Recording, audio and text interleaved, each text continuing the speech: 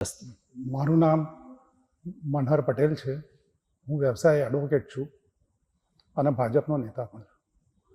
પણ मैं बहुत सारे गुरु देखे, बहुत सारे अनुभव किए, पर जब मैं गुड़ाकेश में आया पहली बार, उसके बाद मेरे जीवन का अनुभव ये हुआ कि मेरी दोपहर की नींद्रा चली गई. दोपहर में सोता था और उसके बाद जैसे जैसे मैं इससे जुड़ता गया, 41 डेज किया, उसके बाद जैसे अदर बम्बई के, नागपुर के, छेगांव के, सूरत के जितने भी शिविर किए, उसमें मुझे दिन और दिन प्रगति होती गई. उसी तरह जब मैंने ये मेडिटेशन यहाँ देखा, अपने मोबाइल में आया मैसेज, तो मैंने उसको बुक करा दिया था. फिर भी किसी वजह से बुक नहीं हुआ, तो महिमा दीदी का फ़ोन आया कि आप इसमें नहीं हो. तो मैं बोला आप बुक कर लो, मैंने कराया हुआ है, क्या हुआ मुझे पता नहीं है. फिर हार्दिक सर का भी आया. ऐसे मास्टर के फ़ोन आते रहे और मैंने उसमें वॉलेंट्री में भी जोड़ा. मैं यहाँ इस मकसद से आया था कि मैं वॉलेंट्री में काम सेवा करूँगा. पर जिस दिन अगले दिन आया, उस दिन शाम को हम बैठे, बातचीत हुई, कुछ खरीदी करनी थी तो हम हार्दिक सर खरीदी करके वापस आए. मुझे कुछ पता नहीं है कि इसमें क्या होने वाला है. मेरे मित्र नारायण भाई और हसमुख भाई पूछ रहे कि भाई क्या होगा. मैंने उनको भी बोला, वो भी आए और 8 दिन यहाँ तक रहे, अभी तक भी है. तो मैं बोला ऐसे हम रात को जगना है वहाँ गुड़ाकेश में और ऐसे चलता है.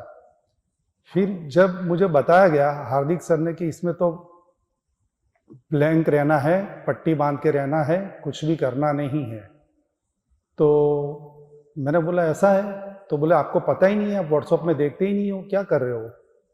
फिर भी उन्होंने मुझे बोला आप साधना करना. मैं बोला अच्छा मैं ज़रूर करूँगा.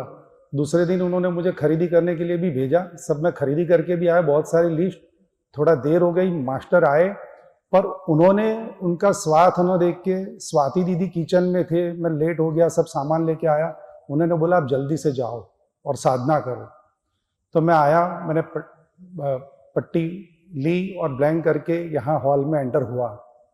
जैसे एंटर हुआ ऐसे मास्टर प्रबोध सर ने मुझे वेलकम किया, आंखों से मुझे वेलकम किया उन्होंने, इशारों में. उसी तरह फिर कारवा बनता गया. पहले दिन मैंने अच्छे से पट्टी बांध के रखी, फिर उसके ऊपर चश्मा भी लगा के रखा, जैसे नीचे से थोड़ा कुछ दिख रहा था.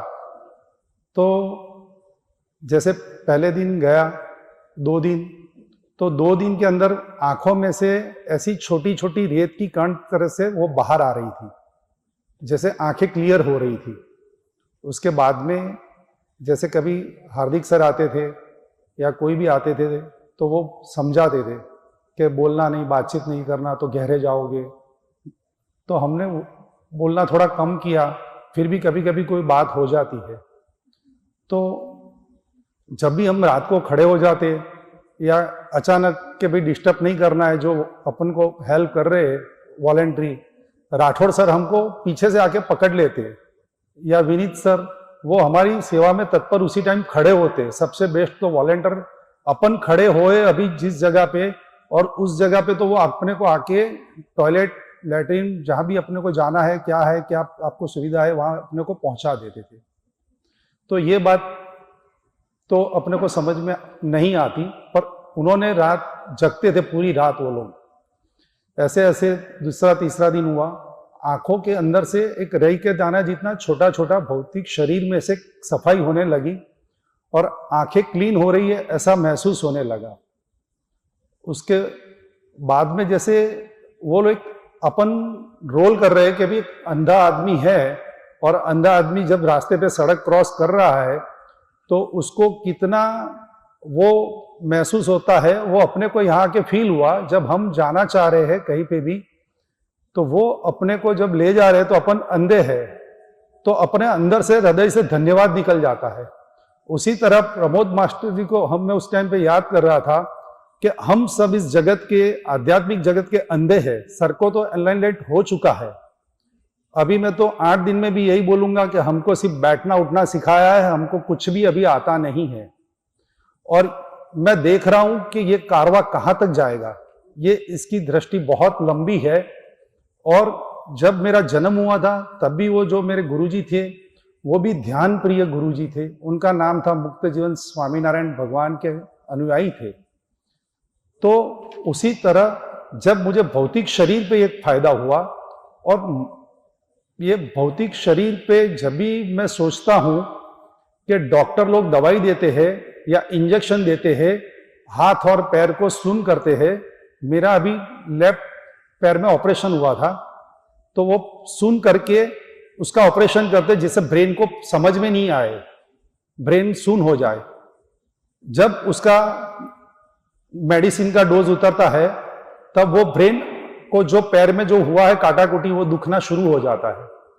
तब ये ध्यान करके जो भी अपन कर रहे हैं उससे ये समझ में आया कि जब अपन कनेक्टिविटी बढ़ जाती है, अदृश्य जगत या बाहर का जगत जो आपको जहां पर भी पेन होता है वो रीजनरेट करके रिसाइकल करके आपको सेल को रिचार्ज करके उसको ठीक कर देता है।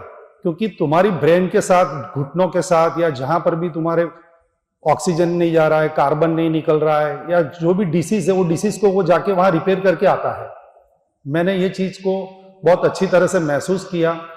और अपने जीवन में मुझे यहाँ पर जितने भी वॉलेंटियर है या जितने भी मुझे खाने की सुविधा के बारे में हमारे मित्र नारायण भाई बोलते हैं एकदम अच्छी सुविधा है। जैसे काजू की चटनी दी जाती है, काजू का अपने को उपमा दिया गया, द्राक्ष उपमा उन्होंने, पर वो प्यार से भाव से बनाते हैं। जो यहाँ 8 दिन में जो इनर लाइट के अंदर जितना भी भोजन परोसा गया, इतना लाइट भोजन हम घर पे इससे 3 गुना 4 गुना खाते हैं। और यहाँ अंतर की शक्ति उतनी हो जाती है कि अपन लाइट ही भोजन ले सकते, 1 डिश या 2 डिश से ज्यादा ले ही नहीं पाते हैं। तो ये सब सुविधाओं के चलते हुए मैं तो यही बोलूंगा कि आगे जाके ये एक स्कूल ऑफ मेडिटेशन यूनिवर्सिटी बनेगी। और ये मेडिटेशन यूनिवर्सिटी ही है, सर अपने को सिखा रहे हैं। वो तो ऑलरेडी उसकी पर की बात है कि अपन को संभाल रहे हैं। सहज में अपन को हवा मिला है, पानी मिला है, उसकी अपन को समझ नहीं है। तो सर की जो क्षमता है वो अपने की झेलने की ताकत नहीं है। अगर सर अपन को मास्टर एक दिन में ही सबको समझ सकते हैं कि कौन क्या कर रहा है, मैं तो सहज ही बोलूंगा, हंसी बा, खेली बा, इनर लाइट करी बा।